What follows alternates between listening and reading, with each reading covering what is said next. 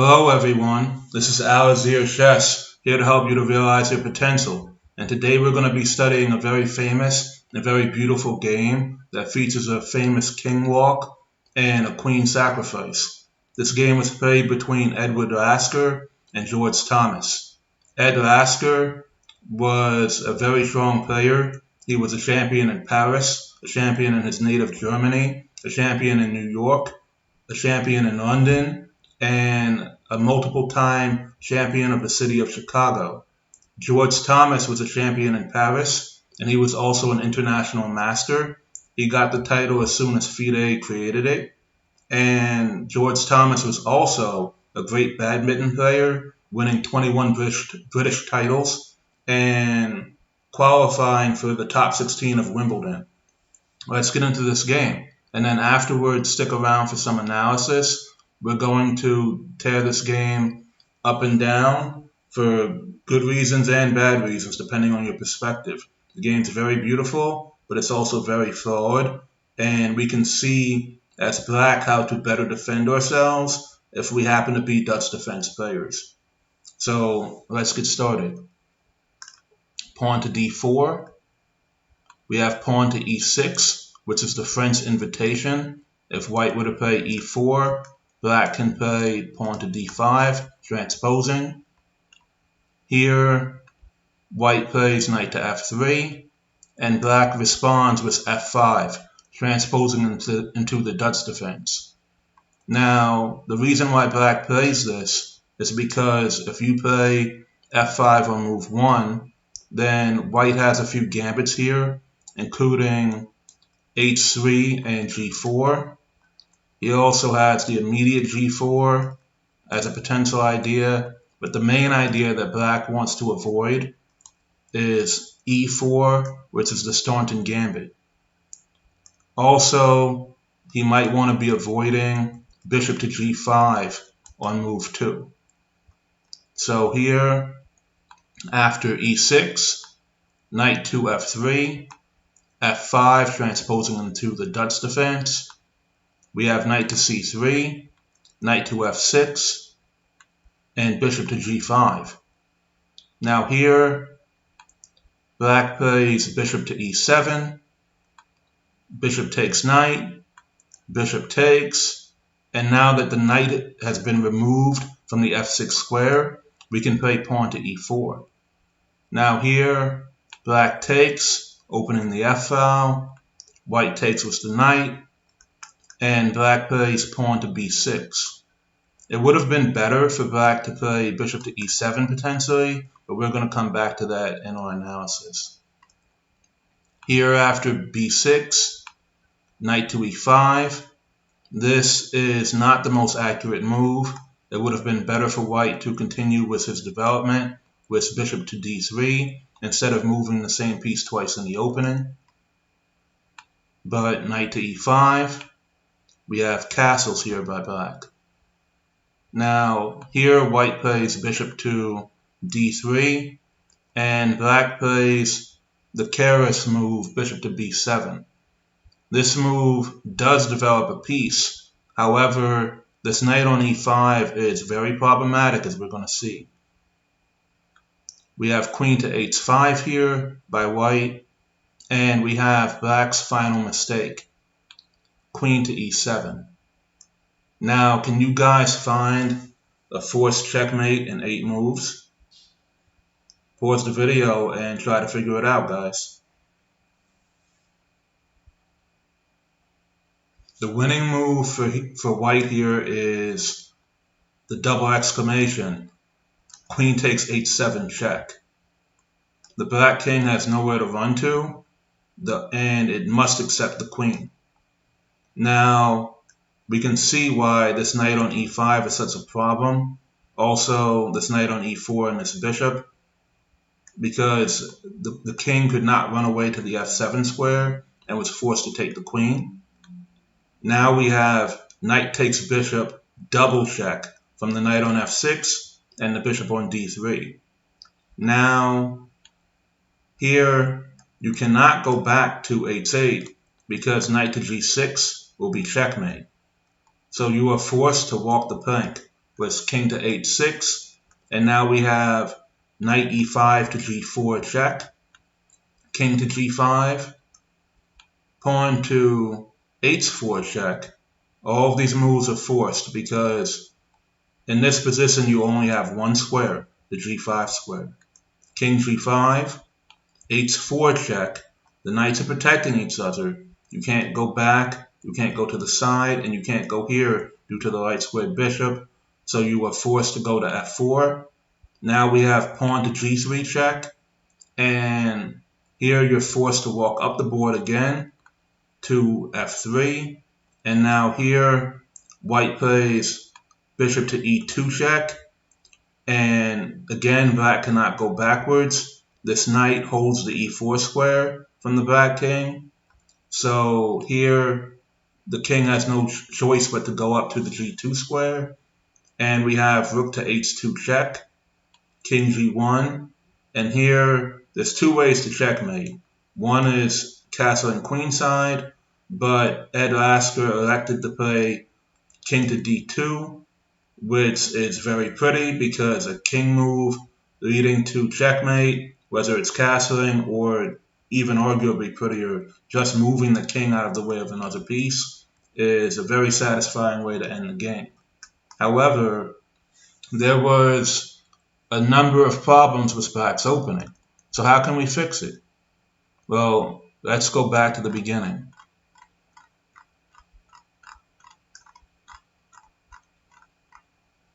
And I have my notation here we can go through. Here, let's start at move 3. Black played knight f6, white played bishop to g5, and here black played bishop to e7. Now, this is still fine. Bishop takes knight, bishop takes, pawn to e4, and here it's possible, but not necessarily great, to play c5 here because of pawn takes, bishop takes knight, shattering the white structure, takes, and f takes. And here white has a strong move with knight to d2, retreating, castles, knight takes e4, and here black can play pawn to b6, and after knight to d6, which is not the computer's top choice actually, but it was a move that I inputted, and it leads to an interesting game. Here black can play knight to a6, attempting to regain the pawn on c5, and after pawn takes, queen takes. Here white has two good moves that lead to keeping a small advantage according to the engine.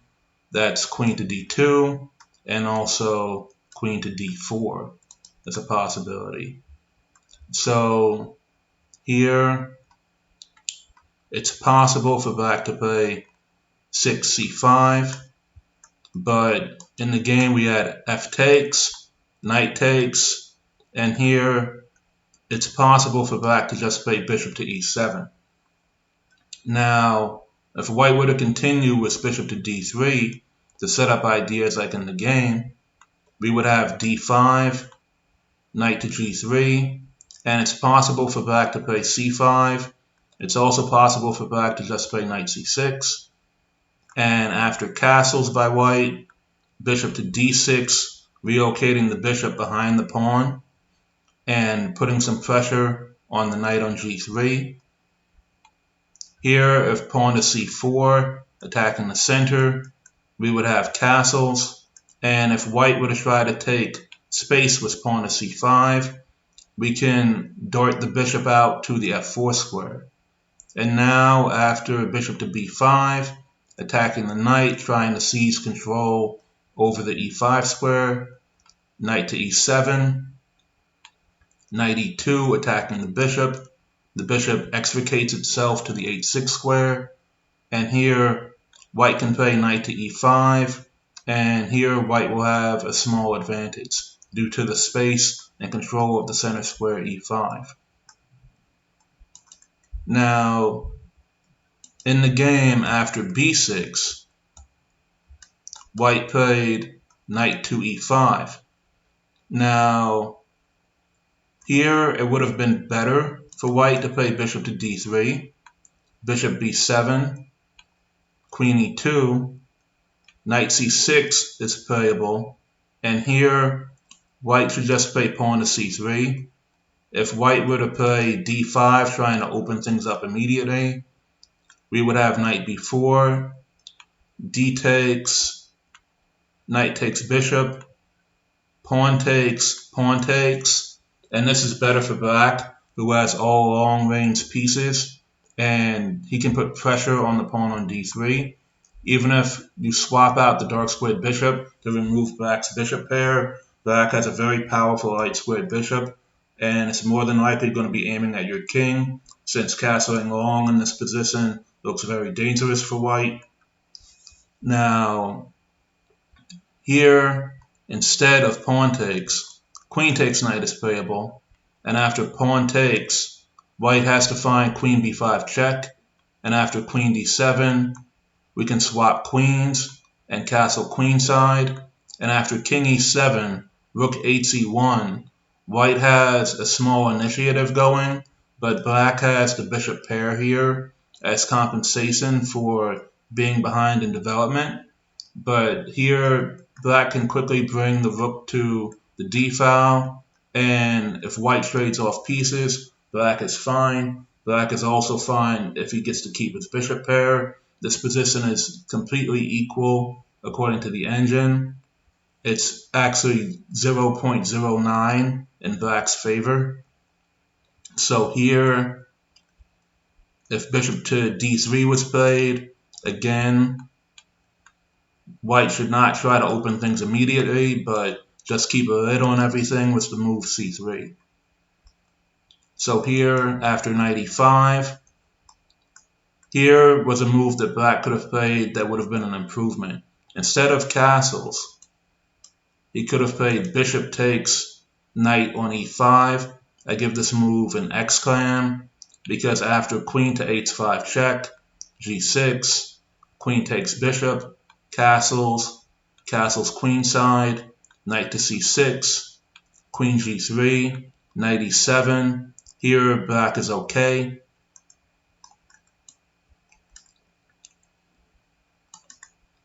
Here, after castles, bishop to d3 from white. Here, this move is actually a blunder. It would have been preferable for white to play either queen g4, and if d6, trying to kick the knight back, white can actually castle queenside and obtain a winning position if black takes the knight, due to the following line: hitting the bishop, hitting the queen, knight d7, blocking the e6 pawn. Now we have queen takes e6, king to the corner, pawn takes bishop, knight takes f6, queen e5, queen e8. Here, white can swap, and if black takes with the rook, white can shatter the pawn formation on the king side. And even though white is only up one pawn, this is a technically winning position for white. So if knight takes queen, bishop to b5, bishop to b7, f3, and here again white is winning by the engine. White's ahead in development. White has a lot of pressure all over the board, and he owns the d-file. But if bishop takes knight, pawn takes, knight to d6, white has the very good move bishop to c6, attacking the black rook in the corner and defending the white pawn on e4. So now if rook to d8, e5, attacking the knight, knight c8 to try to cover the e7 square to stop little Johnny from running down the board. Rook takes, and rook to f1. And here, if king g8 trying to get out of the corner, bishop to b5 trying to reroute to put the king back into the corner, while also supporting the pawn and getting ready to bring the rook to the sevens. We have knight to e7, bishop to c4, knight d5, and here pawn to e6. And if black plays c6, we have rook f7, attacking the pawn on a7. And if rook e8 to try to eliminate the passer, because the black rook cannot really leave the back rank unattended, because any check on the back rank other than rook to f8 would result in mate, because the king can't escape.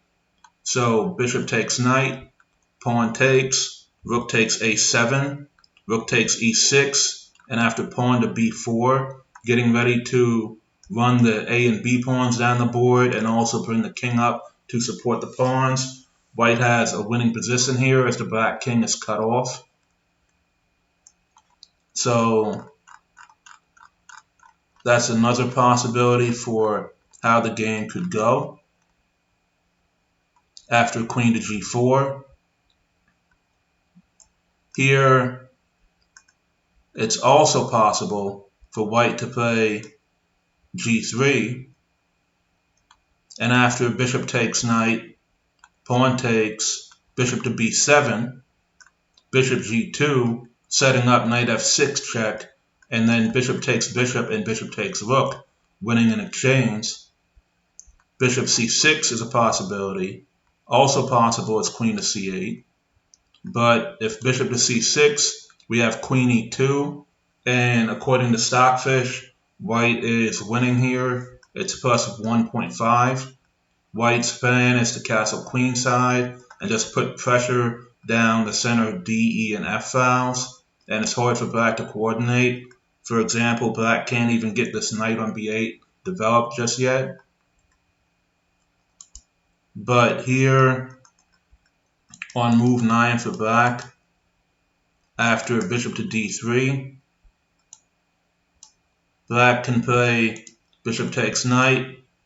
After pawn takes, knight to c6, attacking the e5 pawn. And it's very hard to defend this pawn. It's actually impossible. Like here, the engine recommends pawn to g3, but after knight takes, f4, knight takes bishop check, queen takes, bishop to b7, pinning the knight to the rook on h1, castles queenside, and h6. Here, white has to get out of the pin, so rook to e1 makes the most sense, or rook h to e1, I should say. And now, black can play pawn to d6, and here, black is better. So, instead, after bishop takes knight, pawn takes, knight c6, white should play queen to h5. This is a move that I injected into the engine in an attempt to defend the pawn on e5, and that this move is also refuted after rook f5. Here, knight to f6 runs into queen takes knight, and after bishop takes rook, queen takes e5 check, stopping the white king from castling. So king to d2, queen takes bishop, queen takes queen, pawn takes, and here black has two pieces and a pawn for the rook, which is a completely winning position. So here, after rook f5, white has to play queen to g4, and here knight takes e5 could happen, or queen to h4 is not possible due to queen takes queen. And if queen h3, again we have knight takes e5 as a possibility. And if knight to f6, here queen takes knight. And if bishop takes, we have takes. And you can't play anything to try to get rid of this rook. We're going to have knight takes bishop coming, and therefore white doesn't have any good moves here. And here in the game continuation, after bishop d3, castles queen to h5. Here the computer likes for white to castle, and after knight to c6, knight takes bishop, queen takes, Here, knight takes d7 would win an exchange. So if pawn takes knight, queen g4 check, king h8, and queen to h3, threatening mate. And the only good way to stop it, because rook f7 runs into knight takes rook check and then picking up the queen. Queen e7 runs into knight g6, exploiting the pin on the h7 pawn and then picking up the queen. Black would have to play f5 and then shed the exchange after knight to g6. So here on queen h5, let's take a look at what should be played.